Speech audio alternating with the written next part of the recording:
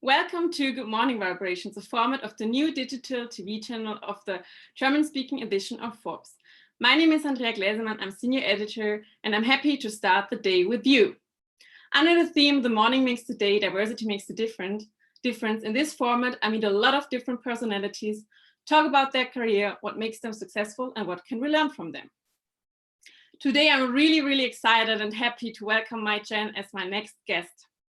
Mai Chen lives in New Zealand and she has achieved so much in life that it's almost impossible to list all achievements and activities in only a few sentences. So let me give it a try and I will mention the most important aspects. So Mai Chen is managing partner at New Zealand's first public law firm called Chen Palmer, which she co-founded together with the former Prime Minister Sir Geoffrey Palmer. She is a adjunct professor at the University of Auckland. She is best-selling author. She sits on the board of directors at the Bank of New Zealand, and she founded the organization Superdiverse Women and other organizations. So Mai, it's absolutely a pleasure having you here today. Thank you, Andrea, and it's lovely to talk to you. So before we start, I would like to mention that everyone who's watching right now can ask questions during the whole session and we'll have the chance to discuss them at the end of the session. We will also discuss the questions the community sent us in yesterday. So Mai, I'm always asking my guests if they have a certain morning routine because there's the common opinion that successful people have one. So do you have a certain morning routine? I definitely have a morning routine. You have to rise early. You have to get your exercise done so it can't get disrupted. And then what you need to do is you need to spend some time in meditation. You have to be mindful. There's no point rushing to head off in the wrong direction, doing a whole bunch of tasks that are actually not going to get you where you want to go. So you have to spend some time centering yourself every morning and thinking, what is it I need to do today? And what is it I really want to do? Otherwise, you just get up out of bed, you feel grumpy, and you put your head down and you just go, but it could all be in the wrong direction. So that is my routine. Thanks. Before we deep dive into our topics, I would like to know how's life in New Zealand right now? It's absolutely amazing. We are down to single digits of number of new infections every day. Our Prime Minister tells us we've almost eliminated COVID-19 from our community. We've been coming out of lockdown and we are hopeful that actually we're going to have eradicated community transmission. So that's very important because our economy has suffered a great deal in order to protect lives and health and safety. So now we really have to get our economy working again. There are so many people who are unemployed or being subsidized by the government. And of course, it's good to see the cars back on the road. It's good to see people at work, but most importantly, they're back at work, but they're also safe. So it's a good balance. And regarding to the crisis, how has your work life changed and how to be a leader now? Well, my work life changed dramatically. I was in the middle of a hearing because I'm a lawyer, and I was about to fly out to Austria to speak at a Forbes conference. So I had a really busy schedule, and I was going to bring my husband with me so that we could celebrate our 34th wedding anniversary. Instead, I had to send all my staff home. I had to make sure that they could all work remotely. I had to assure all of my customers and my clients. And since then, I've been working from my home office. But we have discovered something. First of all, we have discovered that actually through working remotely and Zooming with each other every morning, we are more connected and more collegial and more accountable and responsible than we were before. Secondly, our productivity has increased by 15%. And thirdly, we've discovered that actually being home's pretty good. You can go for a walk. I have a lovely swimming pool. I've never been able to swim in it during the day because I'm always at work. My husband bought a yoga studio. He took the whole studio online. So I've been doing yoga 4 times a week in my bedroom. And to be honest, I've had the best time with my family I've ever had. You know, Andrea, really busy women say all the time, stop the world, I want to get off. And for the first time, the world stopped. I've had the ability to read books, to get some sleep, and most importantly, I don't have to wear high heels and I don't have to wake up for very early morning flights. Yeah. And when having a look at your CV, I see that you really achieved a lot. And what I would like to know is which factors have been essential for your success. And with regard to this, how has diversity played a role?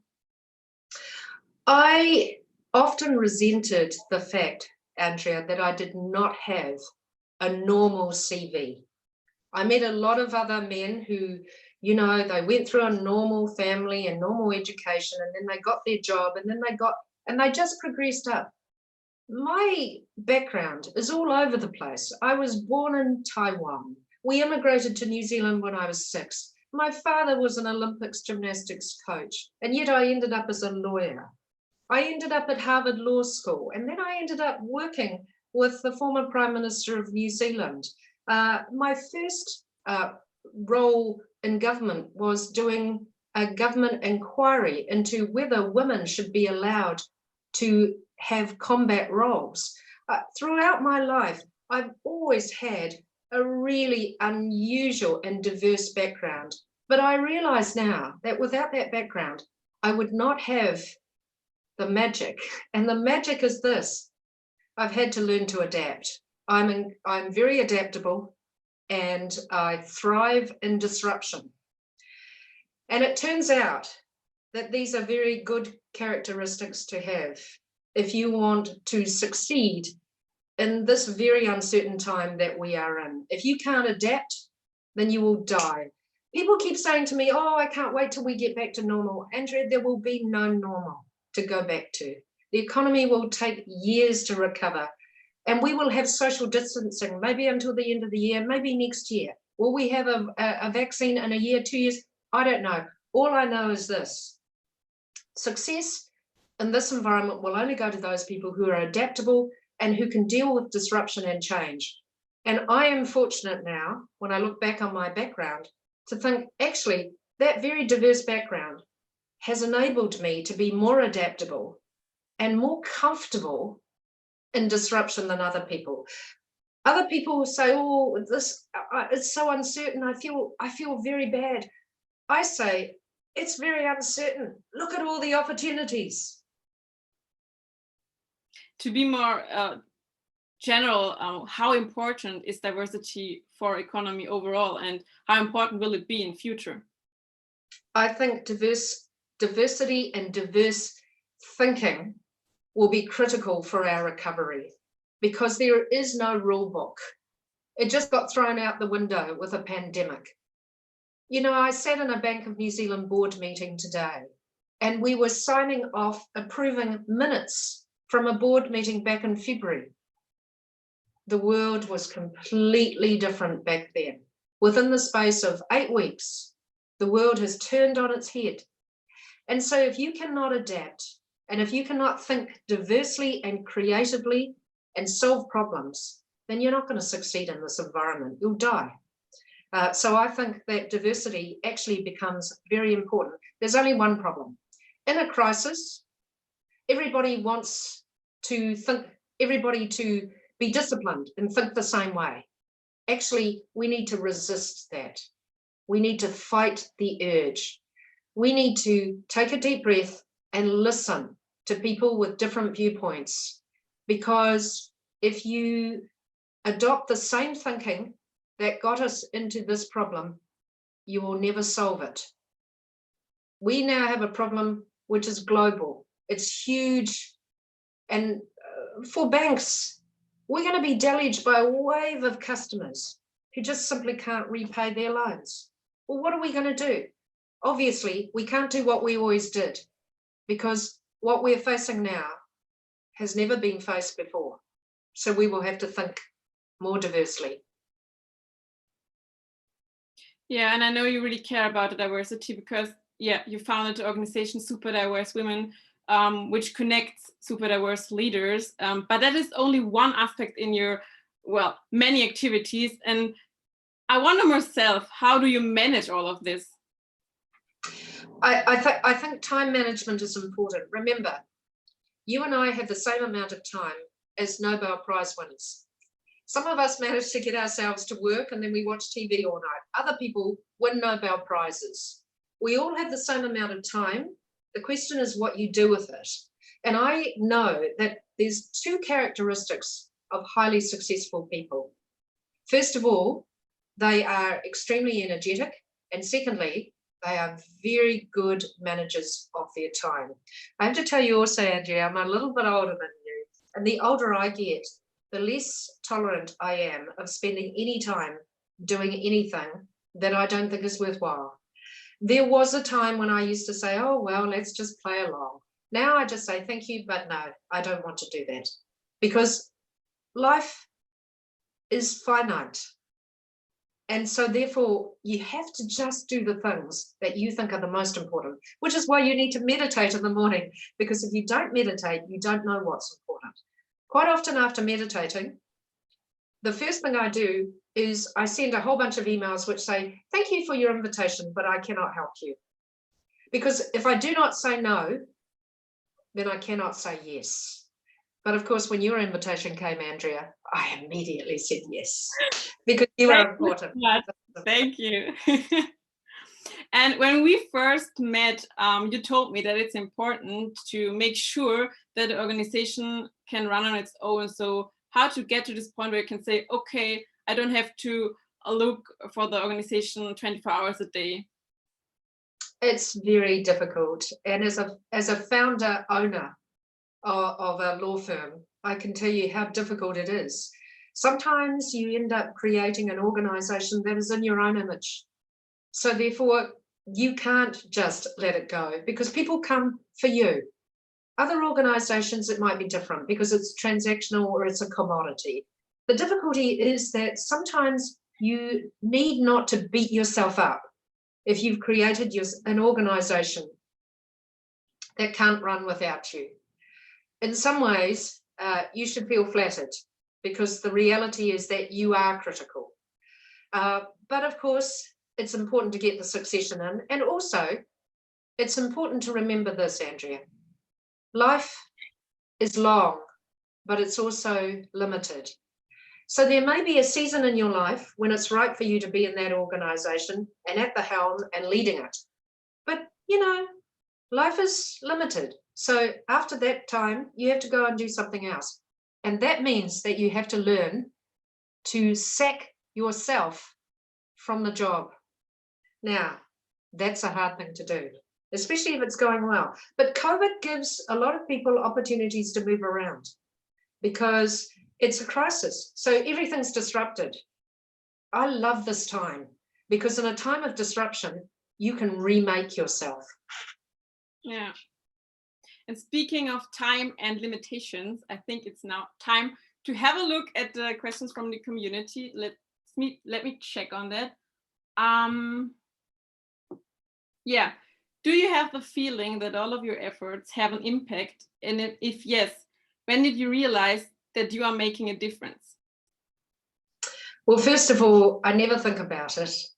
And secondly, I think that you have to do what it is that you care about. If you don't care about it, then you won't do a good job.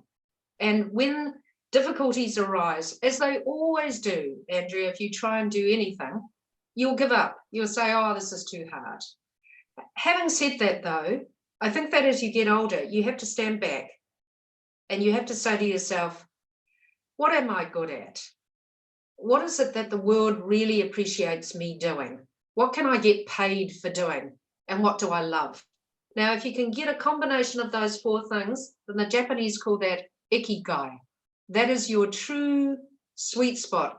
That is the spot you get in where actually you look at your watch and you think, oh my gosh, 8 hours just went by. Where did it go? But let me tell you, you know, in my life, I've had to let go of some things.